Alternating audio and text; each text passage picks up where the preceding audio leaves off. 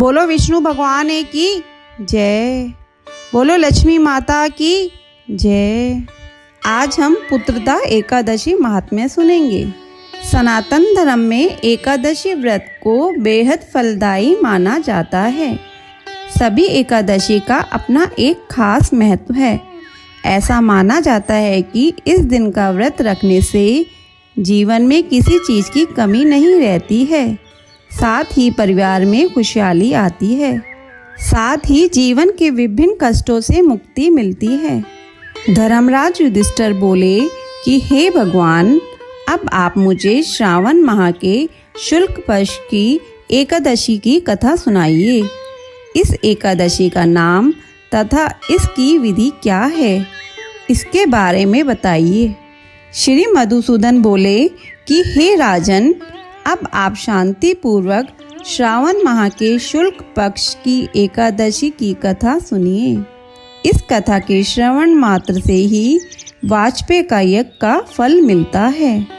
द्वापर युग के प्रारंभ में महिष्मती नाम की नगरी में महिजित नाम का एक राजा पुत्रहीन था। वह सदैव चिंताग्रस्त रहता था। उसे वह राज्य दुखदायी प्रतीत होता था, क्योंकि पुत्र बिना इस लोक और परलोक दोनों में सुख नहीं है। राजा ने पुत्र की प्राप्ति के बहुत यत्न किए, परंतु वह निष्फल गए।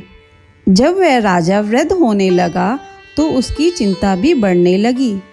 एक दिन उस राजा ने प्रजा को संबोधन करके कहा कि न तो मैंने अपने जीवन में पाप किया और न अन्यायपूर्वक प्रजा से धन एकत्र किया है, न मैंने कभी देवता और ब्राह्मणों का धन छीना है और न किसी की धरोहर ली है। मैंने प्रजा को सदैव पुत्र की तरह पाला है।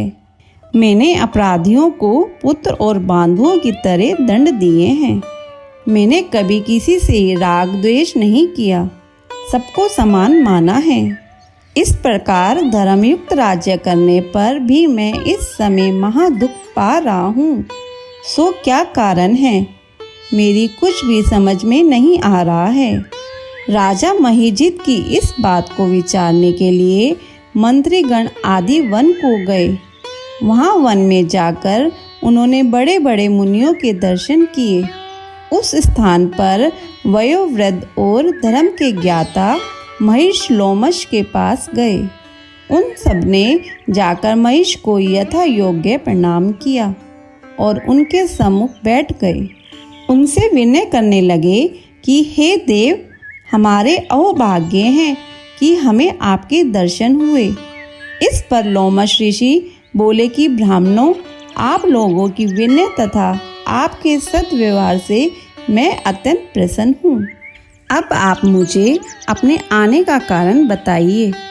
मैं आपके कार्य को अपनी शक्ति के अनुसार अवश्य ही पूरा करूँगा, क्योंकि हमारा शरीर ही परोपकार के लिए बना है, इसमें किंचित मात्र भी संदेह नहीं है। लोमश ऋषि के ऐसे वचन सुनकर सब बोले कि हे महिष, आप हमारी समस्त बातों को जानने को ब्रह्मा से भी अधिक हैं। महिष्मती नाम की पुरी में एक महाजित नाम का एक धर्मात्मा राजा है। वह प्रजा का पुत्र की तरह धर्मानुसार पालन करता है, परंतु फिर भी पुत्रहीन है। इससे वह अत्यंत दुखी रहता है। हम लोग उस राजा की प्रजा हैं, क्योंकि प्रजा का यह कर्तव्य है कि राजा के सुख में सुख माने और दुख में दुख माने। हमको उसके पुत्रहीन होने का अभी तक कारण प्रतीत नहीं हुआ। अब जब से आपके दर्शन करे हैं, हमको पूर्ण रूप से विश्वास है कि हमारा कष्ट अब अवश्य ही दूर हो जाएगा। अतः अब आप हमको राजा के पुत्र होने का उपाय बताइए। इस पर लोमश ऋषि ने एक क्षण के लिए नेत्र बंद किए और राजा के पूर्व जन्मों का विचार करने लगे। विचार करके बोले कि हे ब्राह्मणों, यही राजा पिछले जन्म में अत्यंत निर्धन था तथा बुरे कर्म किया करता था। एक गांव से दूसरे गांव को घूमा करता था। एक दिन ज्येष्ठ मास के शुक्ल पक्ष की द्वादशी के दिन, जो कि 2 दिन से भूखा था, दोपहर के समय एक जलाशय पर पानी पीने गया। उसी समय की ब्याई हुई प्यासी गौ जल पी रही थी। राजा ने उसको प्यासी ही हटा दिया और स्वयं जल पीने लगा। हे ब्राह्मणों, इसलिए राजा को यह दुख भोगने पड़ रहे हैं। एकादशी के दिन भूखा रहने से उसको राजा होना पड़ा और प्यासी गौ को हटाने से पुत्र के वियोग का दुख भोगना पड़ा।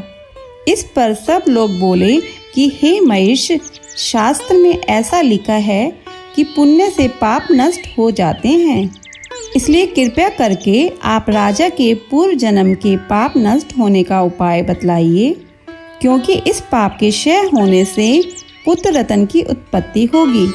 ब्राह्मणों के ऐसे वचनों को सुनकर लोमश ऋषि बोले कि हे ब्राह्मणों, यदि श्रावण माह की शुक्ल पक्ष की पुत्रदा एकादशी को तुम सब लोग व्रत करो और रात्रि को जागरण करो और उस व्रत का फल राजा को प्रदान कर दो, तो तुम्हारे राजा को पुत्र रत्न पैदा होगा। मंत्रियों सहित समस्त प्रजा महिष लोमश ऋषि के वाक्यों को सुनकर प्रसन्नता पूर्वक अपने नगर को वापस आई। उन सब लोगों ने श्रावण मास के शुक्ल पक्ष की पुत्रदा एकादशी को लोमश ऋषि की आज्ञा अनुसार विधि पूर्वक व्रत किया और द्वादशी को उसका फल राजा को दिया। उस पुण्य के प्रभाव से रानी ने गर्भ धारण किया और 9 महीने पश्चात उसके एक अत्यंत तेजस्वी पुत्र रत्न उत्पन्न हुआ। हे राजन, इसलिए एकादशी का नाम पुत्रदा पड़ा। जो मनुष्य पुत्र रत्न को प्राप्त करना चाहते हैं, उन्हें इस एकादशी का विधि पूर्वक व्रत करना चाहिए। इस व्रत के प्रभाव से इस लोक में सुख और परलोक में स्वर्ग मिलता है। बोलो विष्णु भगवान की जय।